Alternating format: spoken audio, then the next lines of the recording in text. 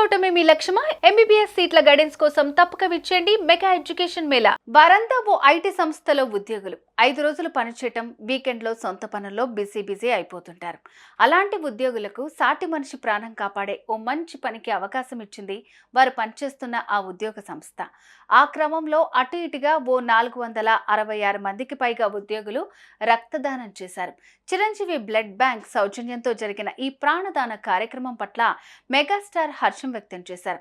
ఒక్కరు చేసే రక్తదానం ముగ్గురికి ప్రాణదానం అంటూ ఆయన ట్వీట్ చేశారు. నిర్వాహకులకు తన హృదయపూర్వక అభినందనలు తెలియజేశారు.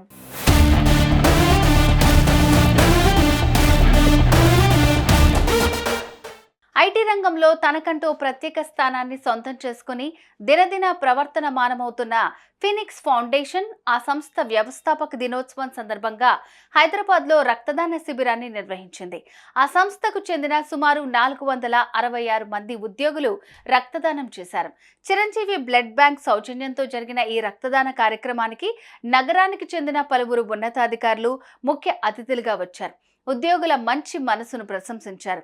సామాజిక సేవ బాధ్యతకు అత్యంత ప్రాధాన్యమిచ్చే తమ సంస్థ రక్తదానాన్ని అత్యంత ప్రముఖమైన సేవగా భావిస్తామని, ఆ క్రమంలో తమ సంస్థలో పనిచేసే 1500 మంది ఉద్యోగులు విడతల వారీగా రక్తదాన కార్యక్రమంలో పాల్గొంటారని ఫినిక్స్ ఫౌండేషన్ నిర్వాహకులు అన్నారు.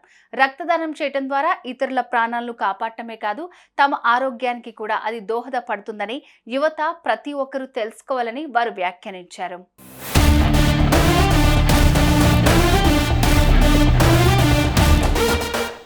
ఈ సామాజిక సేవా కార్యక్రమాన్ని నిర్వహించిన ఫినిక్స్ ఫౌండేషన్ నిర్వాహకులు చుక్కపల్లి సురేష్, చుక్కపల్లి అవినాష్లను మెగాస్టార్ చిరంజీవి ఓ ట్వీట్ ద్వారా ప్రశంసించారు.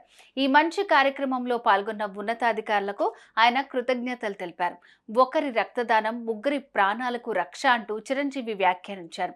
రక్తదానం సాటి మనిషి ప్రాణాన్ని కాపాడుతుందన్నది ప్రతి ఒక్కరూ గుర్తించాలని, దాన్ని గురించి ప్రచారం చేయాలని చిరంజీవి అన్నారు. రక్తదానం చేసిన ఉద్యోగులకు పేరు పేరున ఆయన కృతజ్ఞతలు తెలిపారు.